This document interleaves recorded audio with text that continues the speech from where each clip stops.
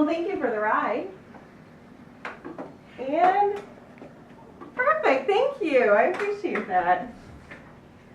This is Melissa David, special education teacher. Let's get started. How did you end up at River Valley High School, and how long have you been here? So I've been here for 3 years. This will be the end of my 3rd year. And I ended up here because I decided to do a career change out of what I was doing prior to this and decided to become a teacher. So at the time, River Valley was hiring, and when I looked at the places that were, this is the place that just called to me most. So that's how I ended up in River Valley. What did you do before you were a teacher? A lot. I did a lot before I was a teacher. So before I was a teacher, I was actually a special needs camp director. So I was a director in at Easter Seals, Wisconsin, up in Wisconsin Dells. I was a camp director at Wisconsin Badger Camp for a number of years. I've also worked in employment services for Iowa County. And I've done a couple of other jobs too, but they've all been in the realm of working with people who have disabilities. But my passion was really running a camp for people with disabilities. It's a camp that you've been to, actually. I was able to introduce you to that program. So special needs camping is very near and dear to my heart. So. What age do you wish you could permanently be? Oh man. What age do I wish I could permanently be? You know, these are new questions I find out now. So I think there's this really sweet spot after you're out of college and you're sort of getting established. And kids are awesome, but you have a lot of freedom in between having kids and starting to raise kids and settle down with a family, and that time right after college. So that time was a pretty fun time for me as I just sort of started to establish my life. So maybe mid-20s. What is your favorite junk food? My favorite junk food. Okay, you see me eat them all the time because I sneak them here. Probably chicharrones, which are pork rinds, which is a really odd thing to like, but it's very specific. Nacho cheese chicharrones. I know, it's a weird thing, but that's probably what it is. Was that your guess? You see me eat these all the time. Was that your guess? Yeah, I thought so. I thought so. What is the weirdest thing you have ever eaten? Oh, the weirdest thing I have ever eaten. I can answer this one easily. So 2 years ago, I was able to go on the Belize trip with Mr. Johnson and with Mr. Ponsler. So that was awesome. While we were there, I saw somebody who was like, watch this, and he stuck his finger into a termite's nest and put it into his mouth. And I thought, that is the oddest thing I've ever seen. We should do this. And so I challenged Mr. Ponsler and Mr. Johnson to this, and they were going to back out, so I did it first. So I ate termites. They were real and live and straight from the nest. And they tasted like peppermint and wood. True story. Wouldn't do it again. What is one of your favorite smells? Lemon. Not pledge lemon, like lemon poppy seed or a lemon cake, that kind of lemon. I think it's like a very refreshing smell, but not cleaning supplies. Yeah. When was the last time you climbed a tree?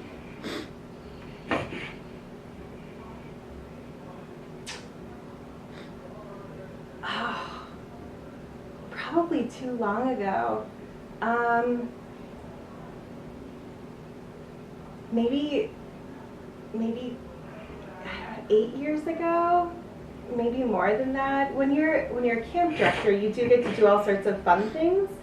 So I've climbed ropes courses and climbing towers. I've climbed ravines. I've hiked mountains, but none of those are trees. So I think it's probably been more than 8 years. I should probably get out and climb a tree. What are you binge watching on Netflix right now? Well, Netflix specifically, or could it be anything? Anything? Or just Netflix? Just Netflix. I'm rewatching Doctor Who.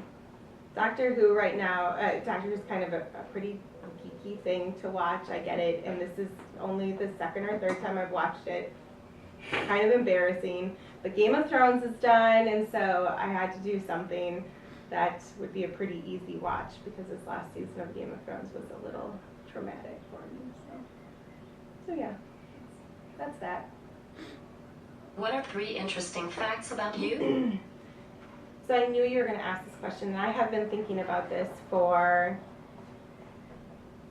approximately 2 days, trying to figure out 3 interesting things about me. And this one's a little bit hard for me. An interesting thing about me might be that I lived in Montana for between 18 months and a year. My husband and I had just gotten married, and we literally closed our eyes and pointed on the map and decided that that's where we wanted to start our lives.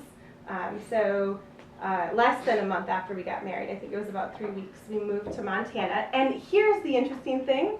I found out that we lived approximately 4 blocks away from Mr. Thatcher's mom in Great Falls, Montana.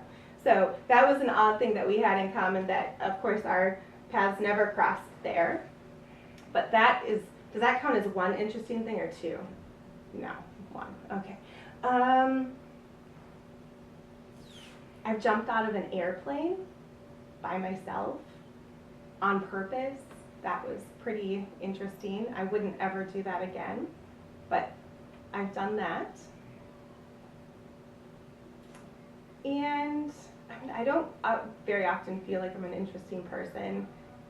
I don't know. What do you think is interesting about me? I think probably the last is that I've never had a job where I haven't, even when I was 15 years old, I've never had a job where I haven't worked with people, especially people with disabilities. I did have a job for 2 weeks when I was 16 at Target, and I quit the day after Black Friday because I was terrified of humanity. After that, Black Friday was not a place for me to be. And retail really wasn't either. So I've only ever worked in human services fields.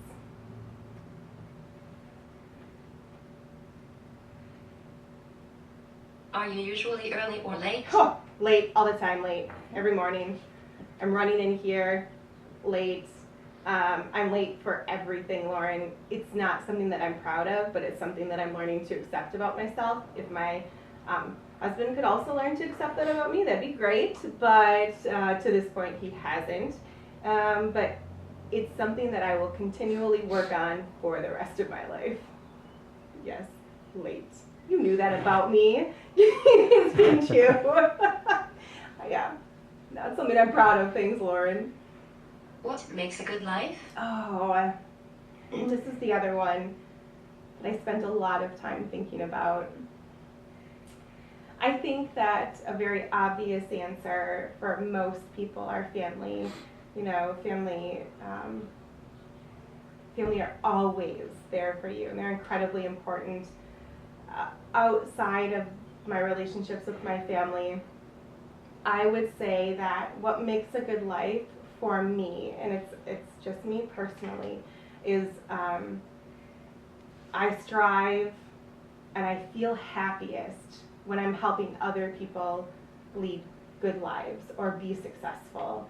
I think that's my sweet spot. That's where I feel most comfortable, and I think that's truly what probably makes me feel happiest, to know that I'm helping other people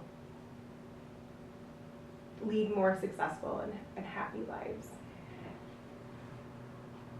What are some small things that make your day better? You. Small things that make my day better. Sunshine. It's probably a big thing right now. I'm pretty excited to have 12 hours without rain at this point. So sunshine makes my day better.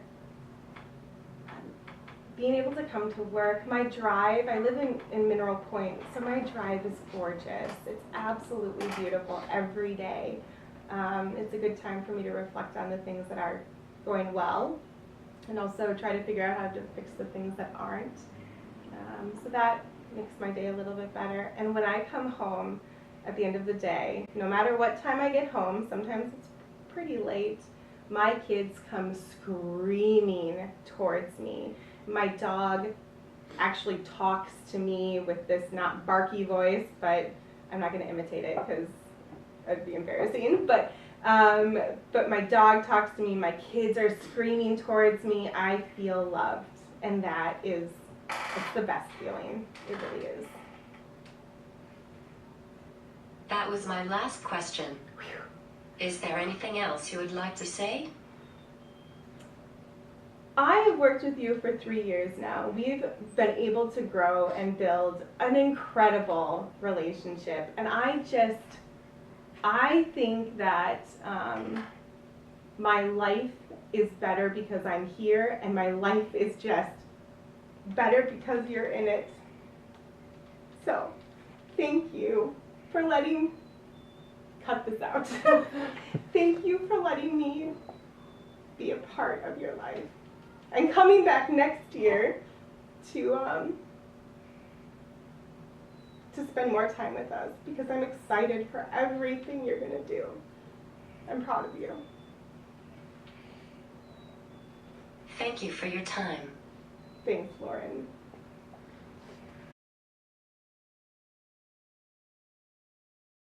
You are the only person I know that has that thing in your backyard. Yeah. What do you have in your backyard? A sinkhole. I do. I could have added that in. And if you were to have asked me what your hobbies are, I probably would have gotten there because I would have said gardening and then said, oh my gosh, do you remember I'm on my sinkhole? I have a sinkhole in my backyard. So that's. How big is your sinkhole? It grows larger. It's right outside my back door. And so we perpetually fill it in just a little more every year. So the sinkhole is definitely I don't know if it's interesting. How far down does it go? That varies in depth. So it could be flush. Right now it's pretty flush, but with all the rain we've been getting, we think what there is this is awful. We think there's a collapsing mine shaft below our house. That was going to be my suggestion, Yes. is what that would have been. Yes. For Mineral Point, that would make sense. Yep, and we do know that between there's 3 houses in a row. We know that somewhere in there, 100 years ago, there was an entrance to a mine shaft, and so it could have been close to that area. But the sinkhole, infamous.